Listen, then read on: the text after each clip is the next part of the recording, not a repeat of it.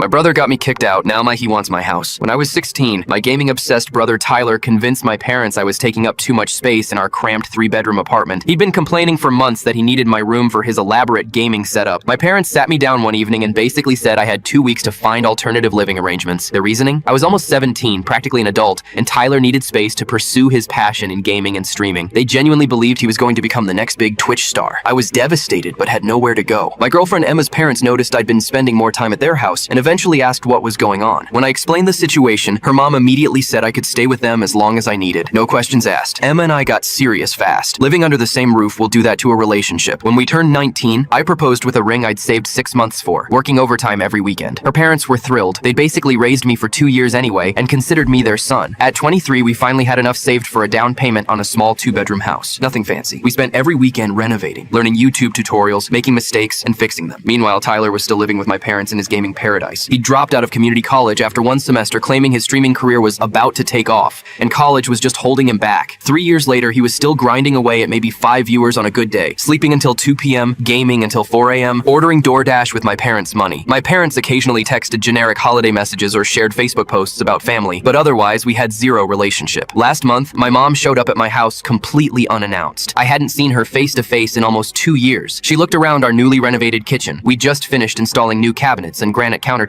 and said, "This place looks really nice now. You've done well for yourself." I waited, knowing there was definitely a catch coming. "Your brother's been struggling lately," she finally said, not meeting my eyes. "He's 25 now and really needs to get his life together. We think a change of environment might help him mature. You know, living in a real house instead of that cramped apartment might motivate him to be more responsible." I blinked hard. "What apartment? Tyler lives with you guys." "Well, we've been thinking it's time for him to move out and be independent. And since you have this big place with an extra bedroom," my jaw literally dropped. "Are you asking me to give Tyler my house?" "Just temporarily, until he gets on his feet properly. You and Emma are young and adaptable. You could probably rent somewhere month to month while he transitions." The sheer audacity was breathtaking. "What about my mortgage payments? My contracting business that I run from the garage? Emma's job at the dental office? You'll figure something out. You're resourceful and always land on your feet." Emma walked in from work right then, still wearing her dental hygienist scrubs, exhausted from a long day. My mom barely glanced at her, like she was invisible. I stood up slowly. "Mom, let me make this crystal clear. Tyler can keep his gaming room, his streaming setup, whatever makes him happy. But he's absolutely not getting my house. He's your brother. Family helps family when they're in need." "Family?" I actually laughed out loud. "Where exactly was this family when you literally threw me out on the street for his hobby room?" She got immediately defensive. "That was completely different. You needed to learn independence and responsibility. And Tyler doesn't need to learn those same lessons at 25? Emma stepped forward, clearly annoyed. "Ma'am, I think you should probably leave now." My mom huffed indignantly. "This conversation is between actual family members." "She is my family," I said firmly. "More than you people ever were to me," and closed the door.